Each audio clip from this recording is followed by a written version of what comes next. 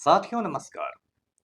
पटना बिहार से मैं Amitabh Kumar Das, IPS 94 batch, और आप देख रहे हैं मेरा यूट्यूब चैनल दास बोले बिंदास।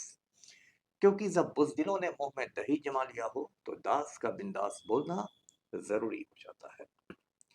साथियों, खबर यह है कि नालायक प्रधानमंत्री नरेंद्र मोदी ने अपने मालिक सुभाष चंद्रा का 22,000 करोड़ का कर्ज यानी लोन माफ कर दिया। अब सुभाष चंद्रा सिर्फ 6.5 करोड़ रुपए चुकाएगा। ये वीडियो आखिर तक दिल थाम कर देखिए। साथियों, कहानी शुरू से शुरू करते हैं। ये जो सुभाष चंद्रा है ये हरियाणा का रहने वाला है। आप जानते हैं हरियाणा उत्तर भारत का, नॉर्थ इंडिया का एक छोटा सा राज्य है जिसने 3 ओर से दिल्ली को घेर रखा है। अब ये जो सुभाष चंद्रा है इसकी फैमिली एक बिजनेस फैमिली थी, कारोबारी फैमिली थी जो चावल दाल का व्यापार करती थी। आगे चलकर सुभाष चंद्रा ने एक एसएल ग्रुप खोला, प्लास्टिक के ट्यूब्स बनाने शुरू किए, और उसके बाद उसकी जो इनकम जो उसका था वो दिन दूनी रात चौगुनी बढ़ता गया, और अब वो अरबपति क्या खरबपति है, बिलियनियर है। उसका बॉम्बे में बहुत बड़ा अम्यूजमेंट पार्क है जिसका नाम है एसएल वर्ल्ड, और वहां पर उसका एक बड़ा सा वाटर पार्क भी है। इसके अलावा जो आप जी न्यूज़ देखते हैं या जी इंटरटेनमेंट देखते हैं, ये सब जितने भी चैनल हैं जी नेटवर्क के, उन सब का मालिक सुभाष चंद्रा है। और सुभाष चंद्रा ने कुछ साल पहले बंबई से अपना अखबार भी निकालना शुरू किया था, दैनिक भास्कर के साथ मिलकर। अखबार का नाम था the DNA, daily news and analysis, मतलब रोजाना की खबरें और विश्लेषण। लेकिन कुछ साल पहले ये डीएनए अखबार बंद हो गया। ये जो सुभाष चंद्रा है ये सियासत में भी दिलचस्पी रखता है, राजनीति में भी इसकी रुचि है, और हरियाणा से एक बार ये राज्यसभा का मेंबर बन चुका है। ये आजाद उम्मीदवार था, निर्दलीय प्रत्याशी था, लेकिन इसको भारतीय जनता पार्टी का सपोर्ट मिला हुआ था, और बीजेपी के समर्थन से सुभाष चंद्रा हरियाणा से राज्यसभा पहुंच गया। अब साथियों, कुछ दिन पहले ऐसा मामला हुआ कि सुभाष चंद्रा ने एक कंपनी के गारंटर का काम किया। जब कोई कंपनी लोन लेती है तो उसको कोई गारंटर चाहिए जो कहता है कि यदि ये कंपनी लोन नहीं चुका पाएगी तो मैं चुका दूंगा। और ऐसा हुआ कि वो कंपनी डिफॉल्ट कर गई, मतलब कर्ज नहीं चुका सकी। तो जिस कंपनी ने उसको लोन लिया था वो उस कंपनी ने पकड़ लिया सुभाष चंद्रा को कि आप ही गारंटर हैं, आप हिसाब किताब दीजिए। अब सुभाष चंद्रा ने कहा कि भाई मेरा तो अब दिवाला पिट रहा है। अब ये जो सारा विवाद था ये कहाँ पहुंचा, तो एनसीएलटी में, नेशनल कंपनी लॉ ट्रिब्यूनल में। और एनसीएलटी में कहा गया कि ये जो महाशय हैं सुभाष चंद्रा, इन्होंने अलग अलग बैंकों से, अलग अलग जगहों से 22,000 करोड़, एग्जैक्ट यदि अमाउंट कहूं तो 22,006 करोड़ रुपए कर्ज में दिए हैं, लोन में दिए हैं, और इनको चुकाना चाहिए। अब एनसीएलटी में देखिए कितने बड़े बड़े बेईमान लोग बैठे हुए हैं। इन्होंने नरेंद्र मोदी के हुक्म पर कहा कि हजूर सुभाष चंद्रा जी, आप तो प्रधानमंत्री के मालिक हैं, आप क्या 22,006 करोड़ रुपए चुकाइएगा, आप सिर्फ 6.5 करोड़ रुपए दे दीजिए, और उसके बाद हम लोग एकदम आपकी फाइल बंद कर देंगे। अब ये देखिए कितना बड़ा मजाक है कि एक मिडिल क्लास का आदमी, मध्यम वर्ग का आदमी एक ईएमआई नहीं चुका पाता है तो बैंक के गुंडे उसके पास पहुंच जाते हैं, एक किसान यदि बैंक से कर्ज लेकर बैल खरीदता है और वो समय पर किस्त नहीं चुका पाता है, तो बैंक के गुंडे आकर उसका बैल खरीद के ले जाते हैं। और यहाँ हिंदुस्तान का जो एक पूंजीपति है, खरबपति है, बिलियनियर है, सुभाष चंद्रा, उसको कहा जा रहा है कि आप 22,000 करोड़ की जगह सिर्फ 6.5 करोड़ चुका दीजिए। इतनी बड़ी अंधेरगर्दी आपने देखी थी कभी? और ये सब इसलिए हो रहा है क्योंकि जी न्यूज, आप जानते हैं, गोदी मीडिया का चैनल है। दिन रात जी न्यूज यही दिखाएगा कि मोदी जी का जादू चल रहा है, मोदी जी का डंका बज रहा है, मोदी जी का मास्टर स्ट्रोक हो गया, जादू डंका मास्टर स्ट्रोक, जादू डंका मास्टर स्ट्रोक। यही है जी न्यूज की पत्रकारिता। कुछ लोग जी न्यूज से इतनी नफरत करते हैं, उन्होंने उसका नाम रख दिया है छी न्यूज, मतलब छी छी करने लगते हैं। तो ये सारा खेल चल रहा है। अब कायदे से जो बैंक है या एलआईसी है, जीवन बीमा निगम, जिसके पैसे सुभाष चंद्रा ने हड़प लिए हैं, दाब लिए हैं, उन लोग को सुप्रीम कोर्ट जाना चाहिए। ऐसे सुप्रीम कोर्ट से भी बहुत ज्यादा उम्मीद नहीं करनी चाहिए इस देश में, लेकिन कायदे से उनको जाना चाहिए। क्योंकि ये जो छूट दी गई है, एनसीएलटी ने जो छूट दी है विजय माल्या को, उसका ये मतलब हुआ, साधारण शब्दों में मैं आपको समझाता हूँ, आसान शब्दों में, कि यदि विजय माल्या ने 100 रुपए किसी से कर्ज लिया था, तो वो 3 पैसे उसको वापस करेगा। समझ जाइए ये कैसा उल्टा पुल्टा फैसला है एनसीएलटी का। और इसलिए राहुल गांधी ने एनसीएलटी को एक नया नाम दिया है, नेशनल कंपनी लूट ट्रिब्यूनल। मतलब ये लूटने वाली संस्था है। अब साथियों, ये पहली बार नहीं हुआ है मोदी सरकार में जब इस तरह से पूंजीपतियों की मदद की गई है देश को लूटने में। भाजपा का यही चाल चरित्र और चेहरा है बीजेपी का। बीजेपी, मैंने आपको पहले भी बताया है, उसकी यही नीति है कि राम नाम जपना, सेठ सेठानी अपना। मतलब बीजेपी आम लोगों को राम के नाम पर उल्लू बनाती है, जय श्री राम करती है।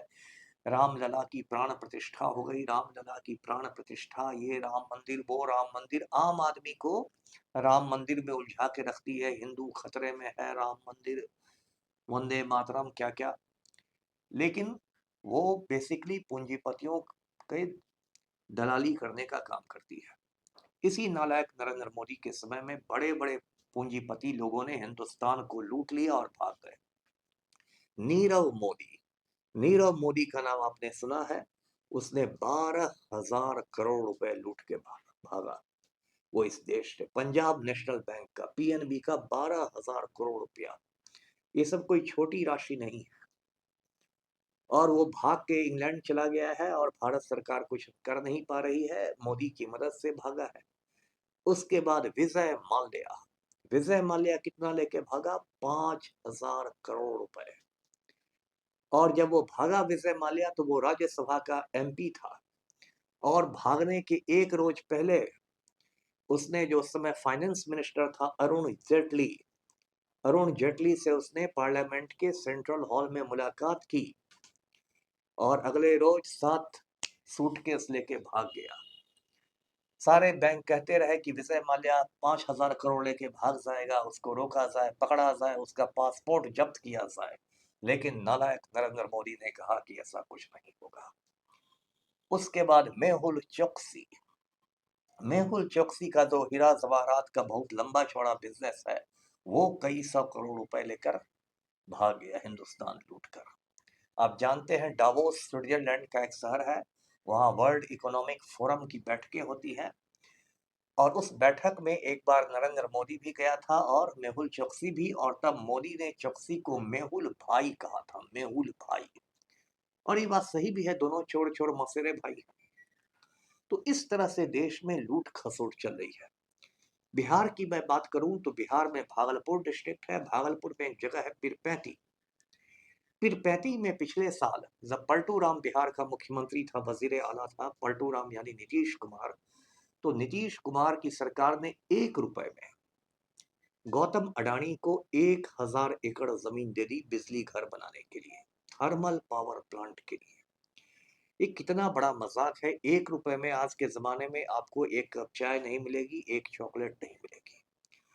और बीजेपी के कहने पर, मोदी के हुक्म पर पलटू राम ने गौतम अडानी को 1000 एकड़ जमीन दी भागलपुर के पीरपैंती में बिजली घर बनाने के लिए, उस बिहार में जो हिंदुस्तान का सबसे गरीब राज्य है। इस तरह से लूट खसोट की चीज चल रही इस देश में। और दो बड़े बड़े घोटाले मोदी ने किए हैं। एक इलेक्टोरल बॉन्ड्स घोटाला, उसमें कहा गया कि कोई भी कंपनी या इंडिविजुअल इलेक्टोरल बॉन्ड्स के जरिए भाजपा को या किसी पॉलिटिकल पार्टी को चंदा दे सकता है। उसके बाद मोदी ने क्या किया कि ईडी के जरिए, इन्फोर्समेंट डायरेक्टोरेट जो है, जिसको हिंदी में कहते हैं प्रवर्तन निदेशालय, ईडी के जरिए बड़ी बड़ी कंपनियों पर रेड करवाना शुरू किया। और उनसे कहा गया कि फाइल तभी बंद होगी जब तुम बीजेपी के खजाना में 400 करोड़ दोगे, 500 करोड़ दोगे या 1000 करोड़ दोगे। एक राशि तय कर दी जाती थी। और जब वो कंपनी बीजेपी को उतना 1000 करोड़ इलेक्टोरल बॉन्ड्स के जरिए देती थी, तब ईडी उसकी फाइल बंद कर देती थी। बाद में सुप्रीम कोर्ट में ये मामला पहुंचा तो सुप्रीम कोर्ट ने कहा कि जो इलेक्टोरल बॉन्ड्स है ये बिल्कुल गैर कानूनी चीज है, अवैध है, इलीगल है, उस पर रोक लगाई गई। एक दूसरा घोटाला इस देश में चल रहा है पीएम केयर्स फंड का। पीएम केयर्स फंड में जो बना था, कोरोना की महामारी, आपको याद है कोरोना की महामारी जो थी, पैंडेमिक, वो 2020 में आई थी। उस दौरान ये पीएम केयर्स फंड बना था और उसमें हजारों लाखों करोड़ रुपए हैं, जिसमें मुश्किल से 1-2% रुपए को खर्च किया गया है। बाकी जो उसके पैसे होते हैं उससे विधायकों को खरीदा जाता है, एमएलए को खरीदती है बीजेपी, एमपीज को खरीदा जाता है, तृणमूल कांग्रेस को तोड़ा जाता है, शिवसेना को तोड़ा जाता है, एनसीपी को तोड़ा जाता है, सरकारें बनाई जाती है, सरकारें गिराई जाती है। ये सब काम है नालायक नरेंद्र मोदी का, जो हिंदुस्तान के इतिहास का सबसे बड़ा लुटेरा है। अब ये पैसा जाता कहाँ?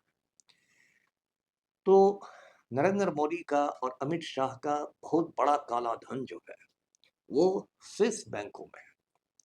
अब आप कहिएगा स्विस बैंक क्या होते हैं? तो स्विट्जरलैंड यूरोप का एक बहुत छोटा सा बहुत खूबसूरत देश है, आल्प्स की पहाड़ियों पर बसा हुआ बहुत खूबसूरत देश है।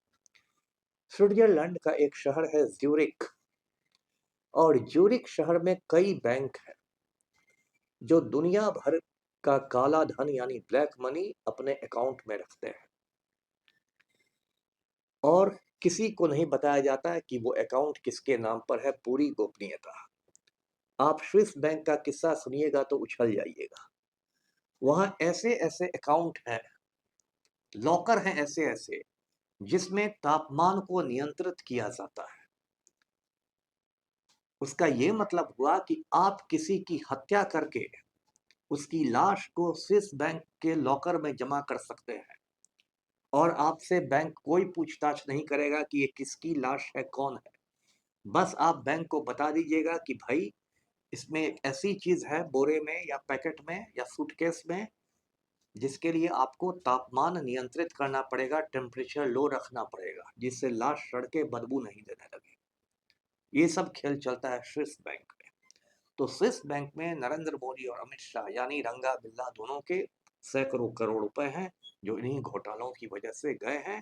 और यदि आप उन पर उंगली उठाइएगा तो आपको देशद्रोही कहा जाएगा, दिमागी नक्सल कहा जाएगा, टुकड़े टुकड़े गैंग का कहा जाएगा, खालिस्तानी कहा जाएगा, पाकिस्तानी कहा जाएगा, जॉर्ज सोरोस का आदमी कहा जाएगा, हलाला की पैदाइश कहा जाएगा।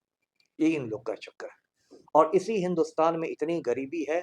कुछ महीने पहले आपने देखा उड़ीसा की खबर आई थी, जीतू मुंडा नाम का एक गरीब आदिवासी था, उसकी बहन की मौत हो गई, कुछ हजार रुपए बहन के अकाउंट में थे। वो उड़ीसा ग्रामीण बैंक में जाता था तो कहा जाता था कि तुम्हारी बहन का पैसा तुमको नहीं मिलेगा, पहले सबूत लाओ कि बहन मर गई है। बेचारा अनपढ़ आदमी अंगूठा छाप वो डेथ सर्टिफिकेट कहाँ से लाता? जीतू मुंडा गया, उसने अपने बहन की कब्र खोदी, अंदर से बहन का कंकाल निकाला, स्केलेटन निकाला, कंकाल को कंधे पर रख के कई किलोमीटर धूप में पैदल गया नंगे पैर, और बैंक में कहा कि यही मेरी बहन है, इसके कुछ हजार मुझे दे दीजिए। एक आम हिंदुस्तानी की ये हालत है। और खास हिंदुस्तानी जो है सुभाष चंद्रा, उनको कहा जाता है कि 22,000 करोड़ के बदले 6.5 करोड़ दीजिए और पतली गली से निकल जाइए। तो साथियों, वीडियो को लाइक करें, शेयर करें, चैनल को सब्सक्राइब कीजिए। धन्यवाद। जय हिंद।